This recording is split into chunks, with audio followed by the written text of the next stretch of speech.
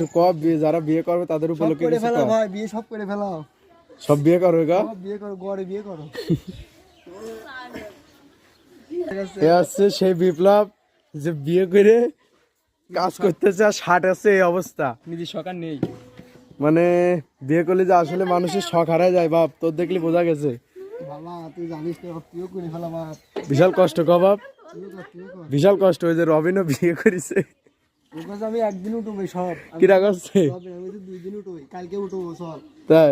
আমার আজকে করবো আমি। তুই এখন বিয়ে করে বাপ, তোর এই পরিস্থিতি 60 মাঠ ছিড়া, তো পাগল পাগল লাগছে বাপ।